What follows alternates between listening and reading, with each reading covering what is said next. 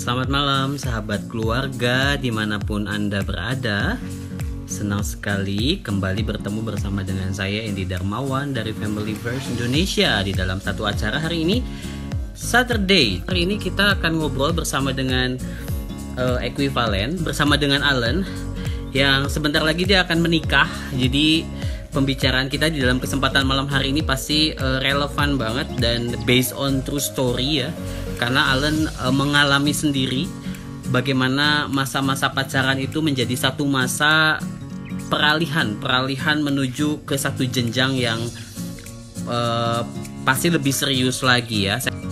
Nah, ngomong-ngomong soal pacaran, mungkin ada di antara sahabat keluarga yang mau komen nih di bagian bawah nih, kira-kira dulu waktu yang sudah menikah, mungkin pertanyaannya dulu waktu pacaran berapa lama sih sebelum akhirnya menikah, atau yang saat ini sedang menjalani masa-masa pacaran, kira-kira sudah berapa lama menjalani masa pacaran. Hari ini kita akan ngobrol bersama dengan Equivalen. Kita akan ngobrol banyak tentang apa sih maksudnya masa pacaran sebagai masa peralihan, karena kita tahu bahwa ada beberapa faktor ya, ada beberapa hal di dalam masa-masa pacaran ini yang mungkin memang perlu kita pikirkan baik-baik. Contohnya ya, misalnya masa pacaran itu adalah masa dimana seringkali kita menikmati yang namanya subjective love. Nah, subjective love itu adalah satu kasih dimana kita diberikan tapi tujuannya untuk memanipulasi si penerima kasih. Nah, ini clue-cluenya nih yang kita ngomongin hari ini nih. Kemudian ada juga satu istilah yang menarik soal envious love. Apaan ya? Satu kasih yang di dalamnya ada iri hati. Misalnya mungkin ketika pasangan kita itu punya waktu yang lebih banyak bersama dengan sahabatnya, mungkin bersama dengan keluarganya mungkin. Lalu bagaimana ketika masa pacaran itu menjadi satu masa di mana kita boleh memasuki masa transisi menuju ke sesuatu yang jauh lebih serius. Oke, sebelum kamu jelasin ya apa sih maksudnya ya, kira-kira menurut kamu pacaran itu sendiri apa sih gitu? Nah, kalau ngomongin tentang pacaran sih, kalau menurut aku ya, sekarang ngelihatnya dari konteksnya dulu. Kalau anak-anak apa sih zaman kita masih remaja dan awal-awal pemuda, mungkin pacaran itu nggak semua, tapi kayak kebanyakan memilih berpacaran karena statusnya itu misalnya apa? Status, aduh lu udah punya pacar atau belum? Ah, lu masa jomblo sih, Jonas ya kan, jomblo ngenes atau apa gitu kan. Ada yang bilang, enggak kok gue jomblo bahagia atau apa gitu. Nah, terus ada juga yang aku pernah mengalami sih, kalau ini zaman-zaman masa jahiliyahnya aku. Jadi kayak pacaran itu suatu prestis kan, kayak lo macarin siapa gitu ya kan. Terus kayak bahkan kayak mikirnya supaya dapat hal-hal tertentu, misalnya supaya ada yang bisa nganterin atau bisa kayak temen di tempat les segala macam. Nah, tapi kalau untuk saat ini aku ingin memaknai bahwa pacaran itu sebagai suatu masa peralihan atau transisi, dalam arti kita sedang berpindah dari zaman-zaman kita cuma sekadar have fun, status, menjadi fase untuk bersiap memasuki ke jenjang pernikahan. Seperti itu sih Pak Andy. Itu masa-masa perkenalan gitu, seperti itu. Tapi ini menarik ya, maksudnya sebelum nanti kamu jelasin maksudnya apa, ini menjadi sesuatu hal yang menarik nih, karena mungkin ada beberapa orang yang mungkin komentarnya jadi kayak begini misalnya, oh aku sih pacaran yang ngalir aja ya, masih belum kepikiran untuk masuk ke dalam pernikahan, apalagi misalnya aku masih muda, masih kuliah, terus kayak masih belum kepikiran. Terus gimana tuh kayak merelasikan itu supaya orang tetap punya pemahaman yang clear tentang pacaran itu sendiri, meskipun mungkin saat pernikahannya masih menunggu waktu yang cukup lama. Iya, kayak emang sih banyak banget yang kayak gitu, kayak ya udah let it flow gitu. Yang penting kalau aku ngelihatnya kayak gitu tuh kebanyakan mungkin istilahnya apa ya, kayak orang mungkin jatuh cinta di awal itu sekadar karena merasa bersimpati, atau kayak oh ini keren nih dia main basket, oh ini keren nih dia begini begitu, terus terutama ketika penampilan fisik kan seperti itu. Nah, sehingga ketika yang penting dapat dulu, yang penting pacaran dulu, terus dijalanin aja, perkara nantinya berlanjut berapa lama ya itu urusan belakangan. Nah, yang urusan kayak begini kalau menurut aku sih kayak yang di awal tadi Pak, kayak pacarannya urusan status aja gitu loh, bukan yang emang sejak awalnya kayak minggu lalu ya yang kita bahas tentang pacaran juga kan ya Pak. Jadi kalau misalnya yang pacaran yang dalam masa peralihan itu adalah ketika kita emang benar-benar udah siap sama jatuh cinta dengan komitmen yang ada, bukan cuma sekadar yang ngalir aja gitu, ikutin aja gitu. Nah ini udah berbeda sih kalau menurut aku ya. Gitu. Atau dengan kata lain bisa nggak kalau misalnya aku gunakan istilah bahwa pacaran yang sama dengan masa peralihan ini adalah ya pacaran yang memang sesungguhnya gitu. Bisa nggak kayak begitu? Bisa juga, persoalannya gini, kadang gini, ketika ngomongin masalah peralihan kan, misalnya saat ini saya yakin dengan sangat pada satu sosok ini, tapi kenyataannya dan kita dalam masa peralihan, tapi pada masa peralihan itu ternyata banyak tantangan yang akhirnya membuat kita harus berpisah jalan. Nah itu kan bisa juga gitu kan.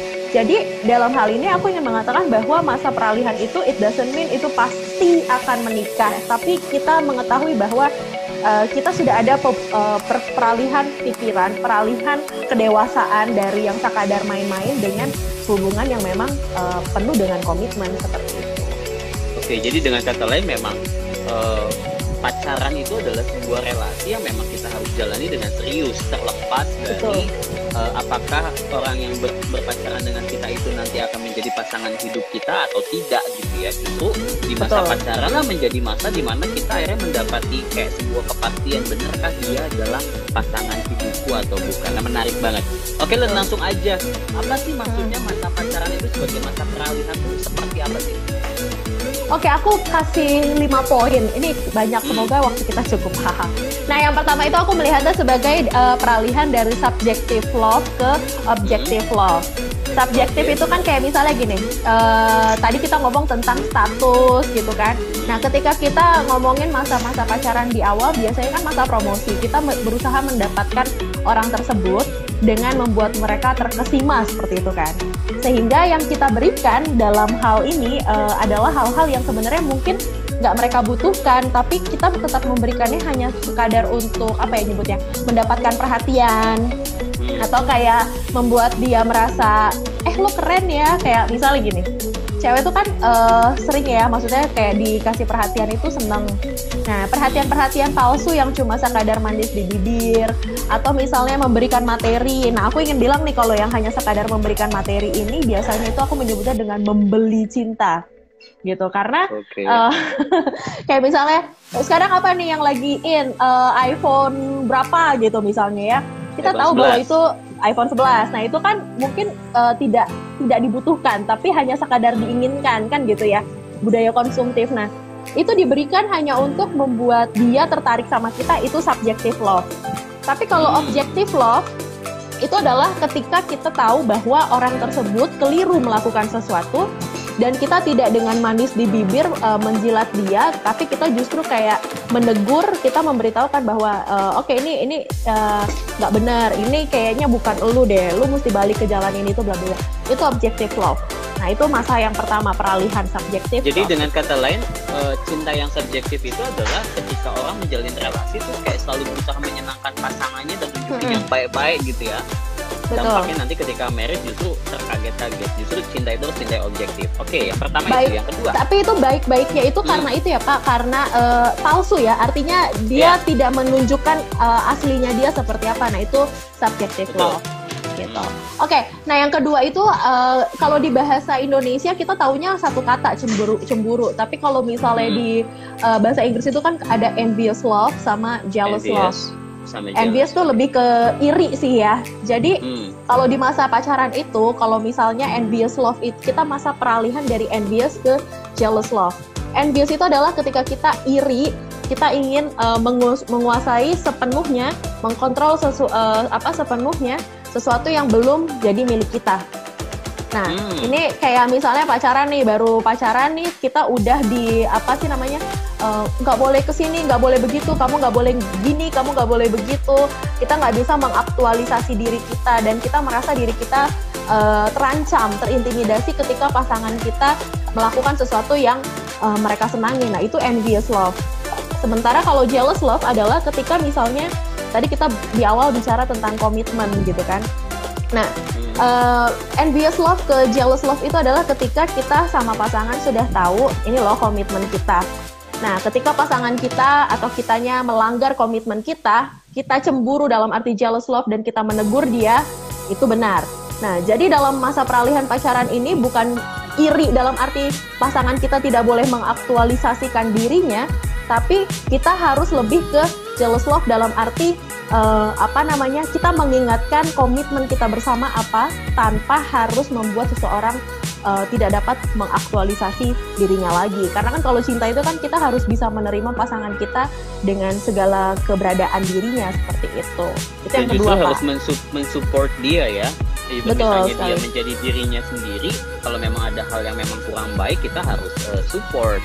Kalau aku tangkep ya, tipe yang envious love ini akhirnya akan menjadi pasangan yang pengen menguasai itu, karena dia pengen atur segala sesuatu, dan dia nggak suka kalau seandainya pasangannya itu punya waktu lebih banyak sama orang lain, sama keluarga misalnya, sama sahabatnya. Kadang kan kayak begitu ya. Menarik banget. Dan itu bahayanya Pak, bisa jadi kekerasan dalam pacaran, KDP. Karena kita mengontrol sehingga pasangan kita tuh tidak bisa mengaktualisasi atau memenuhi apa yang menjadi kebutuhan aslinya, seperti itu. Meskipun tidak harus selalu dalam bentuk kekerasan fisik ya, kekerasan emosional. Bisa ucapan. Dan mengkontrol sampai kita tidak bisa mengaktualisasi diri itu adalah salah satu bentuk kekerasan sebenarnya, bahwa kita dikekang. Kita tidak bisa menyampaikan, tidak dapat bebas berekspresi. Nah, itu kan sebenarnya suatu bentuk kekerasan juga gitu. Aku setuju banget nih tentang hal ini. Soalnya pernah ada satu temanku share ya tentang relasi dia sama pacarnya, bahkan sampai kayak ingin menyampaikan sesuatu aja sampai takut gitu, karena dia udah bayangin kalau aku ngomong sesuatu pasti reaksinya tuh bakal negatif, jadi lebih baik disimpan sendiri gitu. Jadi kayak aku bilang, aku tanya, lu sendiri melihat pasangan lu sendiri seperti apa? Iya, aku melihat dia kayak monster, dia bilang. Tapi kayak nggak punya kekuatan untuk melepaskan diri. Berarti itu mesti diperiksa itu. Iya, dia mesti tahu punya trauma masa lalu nggak, sehingga dia takut untuk keluar dari relasi itu gitu loh. Oke, aku coba ulang dulu ya. Ini sahabat gue yang baru bergabung nih. Yang pertama itu pacarannya adalah masa peralihan itu dari subjective love ke objective love. Itu pasti prosesnya tetap ada ya. Awal-awal mungkin tetap subjective love, tapi harusnya bertumbuh menjadi objektif. Dari envious love menuju ke jealous love. Jealous itu nggak salah loh. Jealous itu boleh, justru harus jadi dalam relasi ya. Itu yang kedua. Yang ketiga apa, Len? Yang ketiga itu ngomongin tentang perubahan dari romantic love ke real love gitu. Romantic love itu sebenarnya mirip sama si subjective love tadi kan, bahwa kan ada masa promosi tuh penting ya Pak. Romantisme itu juga penting gitu kan untuk memelihara. Tapi kalau yang mau aku bilang, ini ketika masa pacaran dalam masa peralihan itu adalah kita tidak melulu ngomongin romantic love dalam hal benda-benda yang diberikan, momen segala macam, tapi lebih ke real love dalam arti seperti kita ada nggak sih dalam masa ups and downs yang sedang dihadapi bersama gitu. Terus kayak kayak lebih memenuhi kebutuhan, bukan cuma sekadar cari muka seperti itu. Jadi lebih kayak bunga, kalau ada yang mau ngasih bunga silahkan untuk memelihara manis-manis itu tapi jangan lupa bahwa bunga-bunga, percikan-percikan itu bisa dilatih juga, bisa diberikan juga dengan kebersamaan saat-saat masa paling rendah. Misalnya nih dalam masa pandemi seperti ini nih. Ini orang bekerja kan banyak banget tekanan kan, susah ini itu atau gimana. Nah, ini tetap setia atau enggak tuh dalam menghadapi ups and downs-nya seperti itu Pak Endi. Tapi persoalannya ya, cukup banyak orang ya berpacaran itu justru yang ingin dinikmati adalah romantic love. Apalagi sekarang kan drakor kayak menyajikan tipe-tipe berpacaran yang berkesan dan lain sebagainya. Bener gak sih? Kayak cewek-cewek berharap one day kayak diajak dinner sama pasangannya, di-surprisein sesuatu dan lain sebagainya. It's okay sih ya, sebenarnya nggak masalah ya. Tapi justru cinta itu teruji bukan cuma ketika kita mengalami masa-masa menyenangkan. Justru ketika pasangan kita berada di bawah, sejauh mana kita tetap bisa mencintai dia, menerima dia, itu adalah namanya real love. Jadi aku ingin menggaris bawahi dulu Pak, bahwa sebenarnya bukan berarti ini bukannya jadinya seperti hitam putih ya, bahwa harus romantis atau real. Bukan gitu, tapi ini kan masa peralihan. Yang sebelumnya itu kita kayak fokusnya ke romantik aja, tapi kalau sekarang kita diajak untuk real, kita nyata gitu. Nah ini masa peralihan itu gitu. Nah untuk yang keempat, ini yang masih masa-masa remaja, masih cinta-cinta apa ya istilahnya, bahagia-bahagianya banget, belum mikirin kelanjutan, biasanya ini kita perubahan atau peralihan dari fase activity centered relationship, jadi hubungan yang berpusat pada aktivitas bersama, sama yang beralih ke dialog center. Jadi kayak pernah nggak sih kalau misal sahabat keluarga ngerasa kayak kita mau ngapain lagi ya Beb? Kita udah ini loh, kita udah nonton itu, kita udah ke sini, kita udah ke situ. Sekarang mau ngapain? Atau ketika diajakin jalan, kita ke sini yuk. Ngapain, kan kita udah. Nah, itu adalah ciri-ciri orang yang activity center. Jadi kita hanya berpusat sama aktivitas apa yang bisa kita lakuin bersama dengan pasangan. Which is sebenarnya oke aja untuk beraktivitas bareng pasangan. Tapi kalau kita berpusat hanya pada kegiatan apa yang mau dilakukan, tapi kita tidak berdialog di dalam kegiatan tersebut, kita tidak bisa berbagi tentang misalnya harapan, pergumulan, atau tantangan, atau tentang masa depan, itu namanya activity center, yang pada suatu saat bahayanya adalah bisa jatuh pada kejenuhan. Kejenuhan apa? Kejenuhan kita udah begini, udah begitu, terus gimana? Mau ngapain? Tidak ada dialog di dalamnya. Itu yang aku bilang peralihan dari activity center ke dialog center, seperti itu Pak. Dan kalau fokusnya kepada aktivitas juga uang semakin menipis.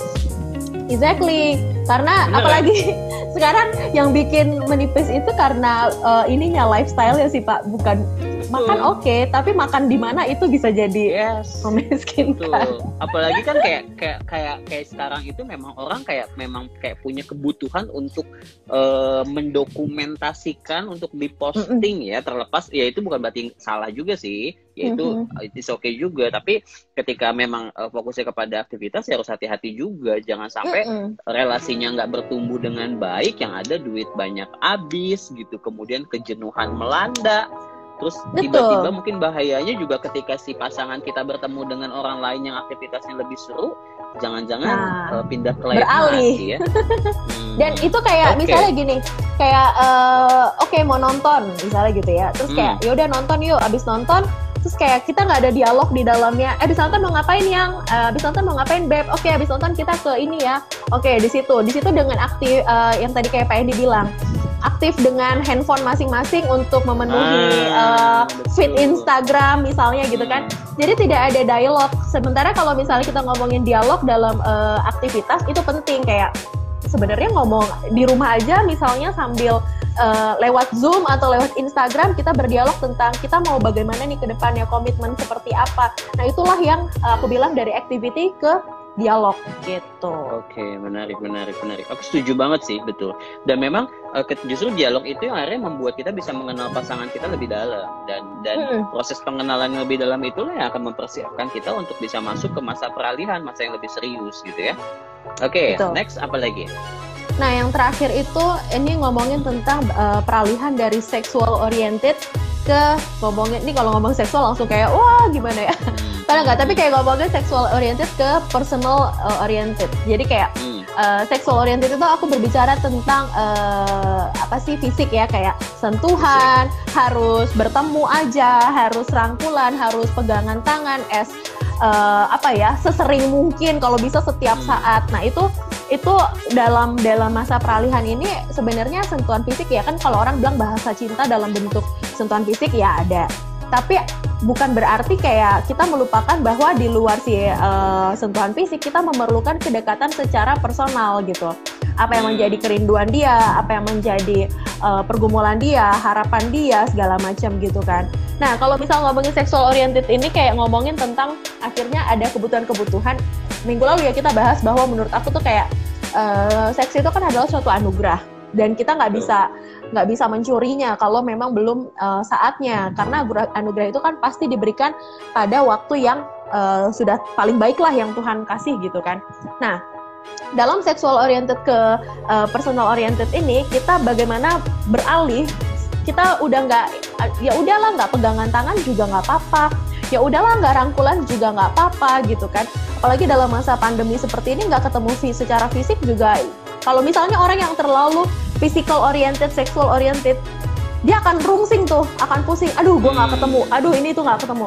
Tapi kalau ke personal oriented, even kita bertemu secara virtual, kita bisa saling bisa saling menguatkan, kita bisa saling share tentang apa yang kita pikirkan, apa yang kita harapkan. Itulah masa peralihan supaya kita menuju ke masa atau jenjang berikutnya gitu, Pak Hendy.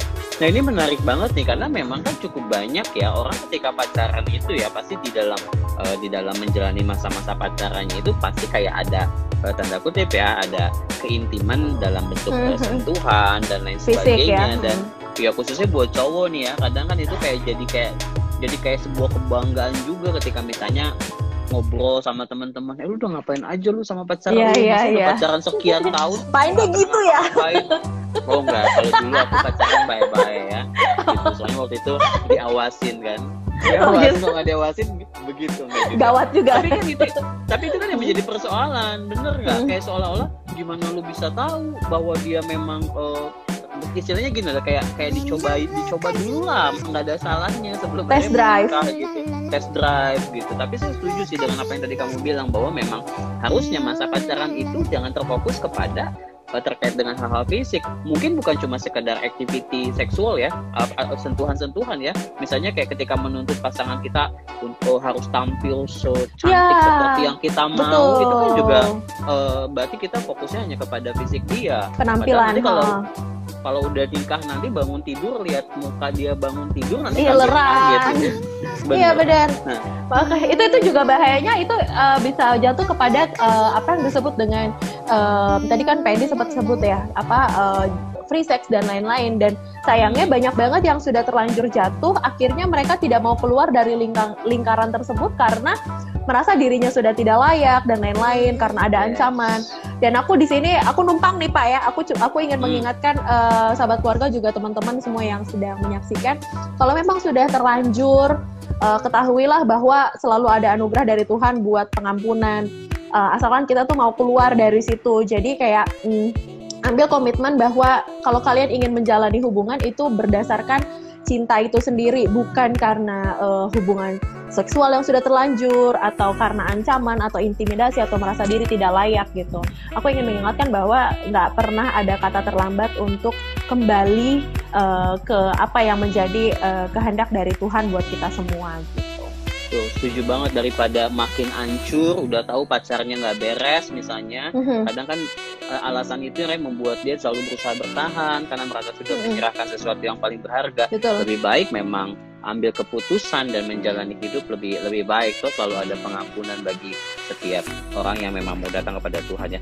Pertanyaannya gini lah, gimana caranya untuk bisa mengubah nih masa peralihan ini, misalnya dari subjective love ke objective love, dari envious ke jealous, karena kan pasti setiap orang butuh proses untuk bisa sampai kepada titik itu. Dan kira-kira menurut kamu apa sih kuncinya? Misalnya apakah memang kan harus dua-duanya ya, nggak bisa salah satu, namanya juga pacaran gitu. Kira-kira apa yang bisa membuat sepasang kekasih bisa sampai kepada proses ini? Yang pertama pastinya pengenalan akan diri sendiri dulu gitu. Kita nggak bisa mengubah orang lain kalau kita sendiri tidak mengenal tentang diri kita kan gitu. Nah jadi kita pertama tetapkan dulu value apa sih yang kita mau, yang kita pegang, yang prinsipil, yang nggak bisa enggak gitu kan.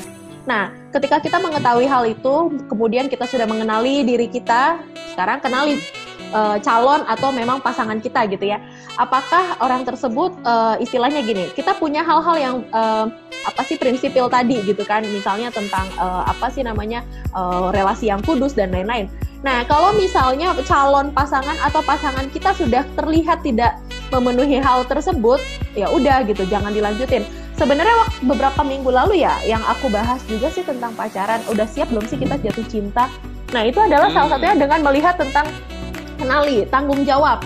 Kita udah seperti apa, melihat tanggung jawabnya dia, tanggung jawab dia terhadap pendidikan dia, tanggung jawab dia terhadap pekerjaan dia, tanggung jawab dia terhadap keluarga dia.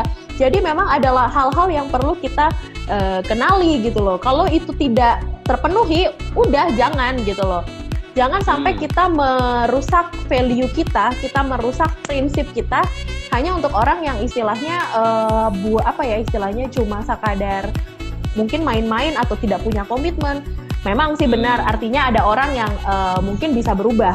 Kalau kitanya kuat ya, kita sudah mengenal diri kita tahu pasangan kita mungkin kurang berprinsip misalnya seperti itu. Banyak orang terjebak gini Pak, enggak, saya mau mengubah pasangan saya.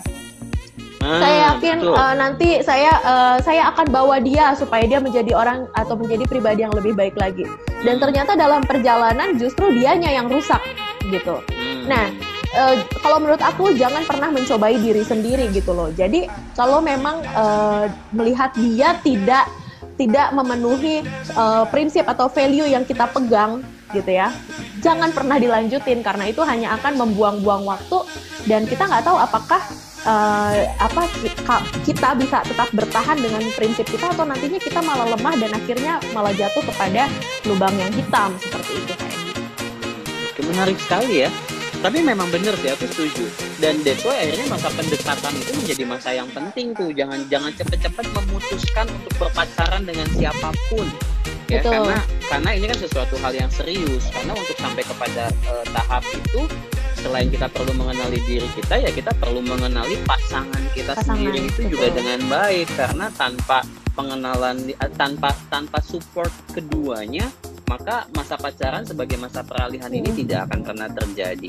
Aku coba ulang lagi ya, sahabat keluarga, ini menarik banget nih pembicaraan kita hari ini, bahwa masa pacaran yang betul itu adalah masa pacaran yang kita pandang sebagai masa peralihan, bukan cuma sekedar kita menjalin relasi dekat dengan seseorang yang romantis dan lain sebagainya, tetapi masa persiapan ke arah yang lebih serius. Ada beberapa poin yang tadi Alan sudah sharingin sama kita. Yang pertama, seharusnya dari subjective love itu menjadi objective love. Ya, kemudian dari envious love, yang iri mungkin kepada pasangan kita yang punya waktu lebih banyak dengan orang lain dan lain sebagainya gitu, berusaha menguasai pasangan kita, harusnya bertumbuh menjadi jealous love. Gak apa-apa cemburu, tapi cemburu itu jauh lebih positif karena menunjukkan bahwa kita concern terhadap dia tanpa bermaksud untuk menguasai. Kemudian dari romantic love menuju ke real love. Jadi saya setuju banget. Jangan cuma terbuai dengan makan malam yang romantis, jangan hanya terbuai dengan lagu-lagu cinta yang diciptakan, jangan hanya terbuai dengan foto-foto dipasangin foto di DP handphone dia, kemudian kita cuma puas. Bener gak sih?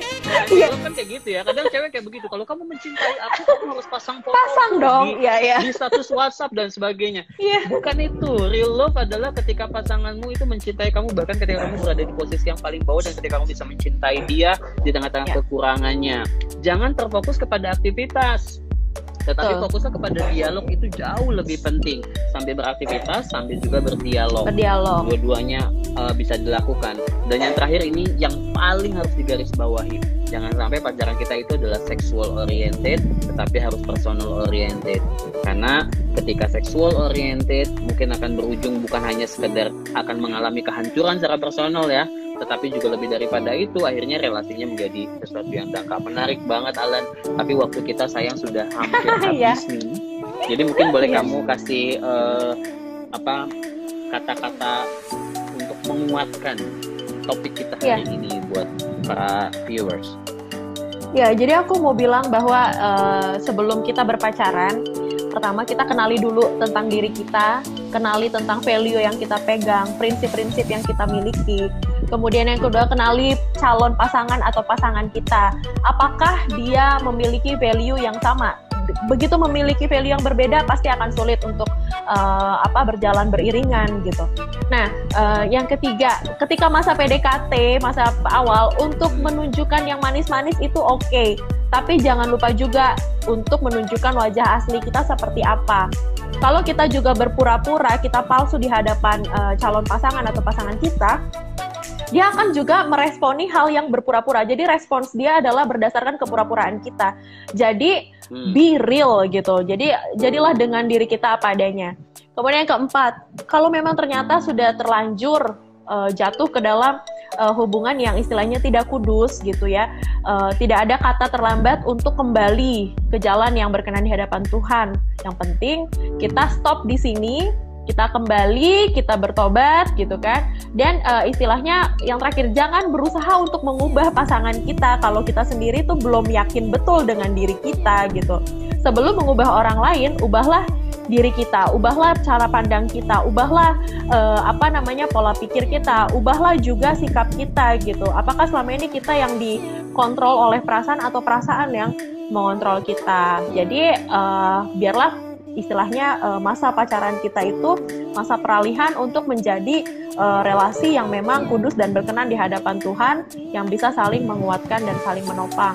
Kalau dibilang, kalau di janji pernikahan itu kan nanti ada dibilangnya sakit dan sehat gitu. Sakitnya kita, senang, susah. Ya, sakitnya kita itu bukan cuma sekadar sakit secara fisik juga, tapi juga sakit dalam arti masa lalu kita, sakit dalam mental health kita, seperti itu. Jadi ya kita mesti siap dalam masa peralihan seperti itu, gitu, Andy.